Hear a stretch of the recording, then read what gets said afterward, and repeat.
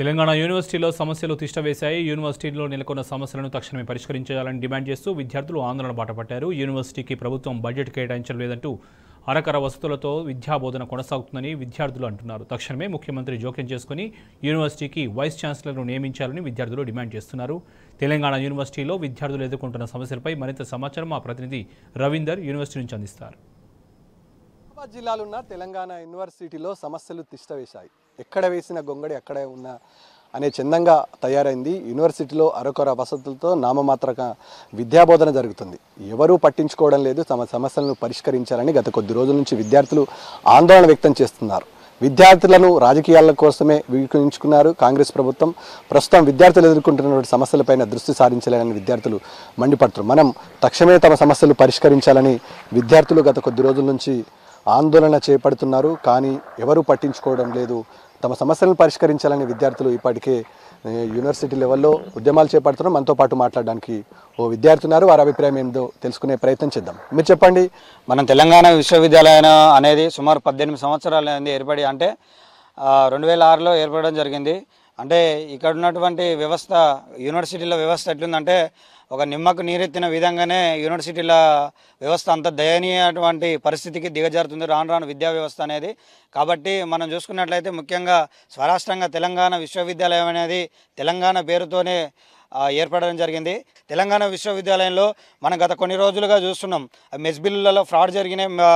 ఇది అదేవిధంగా గర్ల్స్ హాస్టల్లో కావచ్చు, బాయ్స్ హాస్టల్లో కావచ్చు ఒక మనం తినే అన్నంలో ఒక బల్లి వచ్చిందని చాలా రోజుగా అంటే చాలా సంచలనంగా మీడియా ఛానళ్ళల్లో ఉన్నది. అంటే తెలంగాణ విశ్వవిద్యాలయంలో ఎందుకు ఇది వస్తుందంటే అంటే అధికారుల నిర్లక్ష్యం అనేది రాను రాను మరి అంటే దయనీయమైనటువంటి పరిస్థితికి దిగజారుతున్నారు. దానికి తోడు ఇంకొకటి ఏంటంటే ముఖ్యంగా మనం చూసుకున్నట్లయితే మనకు వచ్చేటటువంటి స్కాలర్షిప్స్ ఏవైతే ఉన్నాయో గవర్నమెంట్ ఇచ్చేటి 10 నెలలకు 1500 ఇస్తే మనకు వచ్చేటివి ఇక్కడ అంటే ఇవి ఎట్లుంటాయంటే తినే వచ్చే బిల్లులు బిర్యానీ బిల్లులు, మనం తినే బిల్లులు ఏమో పప్పన్నం బిల్లులు లాగా ఉంటాయి. అంటే గవర్నమెంట్ నుంచి వచ్చేదేమో 1500, మనం కట్టేటివేమో 2500 నుంచి 3000. అంటే ఒక సుమారు ఒక విద్యార్థి 2 సంవత్సరాలు 5 సంవత్సరాలు చదివే విద్యార్థి వాళ్ళు అంటే ఇక్కడ నుంచి వెళ్ళిపోయే ముందు సర్టిఫికేట్ తీసుకునే ముందు వాళ్ళు ఒక 20,000 నుంచి 30,000 కట్టాల్సిన పరిస్థితి నెలకొంటుంది. కాబట్టి గవర్నమెంటు అంటే ఫీజు రియంబర్స్మెంట్ కావచ్చు, స్కాలర్షిప్స్ కావచ్చు తక్షణమే విడుదలయ్యాలి. దానితో పాటు కోర్సులు అనేవి కొత్త కోర్సులు ప్రవేశపెడతా ఉంటారు. కొత్త కోర్సులు కూడా ప్రవేశపెట్టిన మంచిదే. కానీ ఇప్పుడు ఉన్నటువంటి తెలంగాణ విశ్వవిద్యాలయంలో ఉన్నటువంటి ఏదైతే మన ఇంజనీరింగ్ బిల్డింగ్ ఉందో ఇంజనీరింగ్ బిల్డింగ్లో దాన్ని ఏం ఏర్పాటు చేసిళ్ళు మన ఎంసీఏ డిపార్ట్మెంట్ అంటే అప్లైడ్ స్టార్ట్స్ అనేది ఏర్పాటు చేసారు. కాబట్టి అంటే బిల్డింగ్ ఒకటి ఉంది, కోర్సు ఒకటి ఉంది, దానికి దీనికి సింక్ లేదు. ఇంకొకటి ఈ ల్యాబ్స్ కానీ ఇవి కరెక్ట్ లేవు తెలంగాణ విశ్వవిద్యాలయం. దానికి తోడు ఈ అధికారులు కూడా అంటే రెగ్యులర్ ప్రొఫెసర్లు అనేవాళ్ళు తెలంగాణ విశ్వవిద్యాలయంలో ఈ స్వరాష్ట్ర పేరుతోనే ఏర్పడ్డది. కానీ రెగ్యులర్ ప్రొఫెసర్లని విద్యార్థులు నోచుకుంటలేరు. ఎందుకంటే బడుగు బలహీన వర్గాలటువంటి అట్టడుగు వర్గాలకు చెందినటువంటి విద్యార్థులే ఈ గవర్నమెంట్ యూనివర్సిటీలకు వస్తారు. కాబట్టి దీంట్లోనే మరి దిగజారిన స్థితికి విద్యా వ్యవస్థని చేకూర్చొద్దని దానికి తోడు మనం ఏదైతే ఉందో అంటే కొట్లాడి తెచ్చుకున్న తెలంగాణ రాష్ట్రంలో అంటే విద్యా వ్యవస్థను కనీసం బాగుపరచాలని కోరుకుంటున్నాం. దాదాపుగా కాంగ్రెస్ ప్రభుత్వం ఏర్పడి 7 నెలలు కలిసి 8 నెలలకు అడుగెడుతుంది. ఈ తరుణంలో సమస్యలపైన దృష్టి సారించిన లేదు. ఇప్పటికీ ఎడ్యుకేషన్ మినిస్టర్ లెవెల్గా ఉన్నటువంటి ముఖ్యమంత్రి గారు కనీసం విద్యార్థుల సమస్య పట్టించుకోలేదు. ఓవరాల్గా చూస్తే విద్యా వ్యవస్థను ఏం చేయాలనుకుంటుంది కాంగ్రెస్ ప్రభుత్వం? అత్యధికంగా నిధులు కేటాయిస్తారని ఇంకొకటి విద్యాశాఖ మంత్రి గౌరవ ముఖ్యమంత్రి రేవంత్ రెడ్డి గారి దగ్గరనే ఉంది. కాబట్టి విద్యాశాఖ మంత్రి వారే కాబట్టి తెలంగాణ విశ్వవిద్యాలయానికి కూడా అంటే బాగుపరుస్తారని, ఎందుకంటే స్వరాష్ట్ర పేరుతో ఏర్పడ్డది కాబట్టి అత్యధిక నిధులు కేటాయించాలి.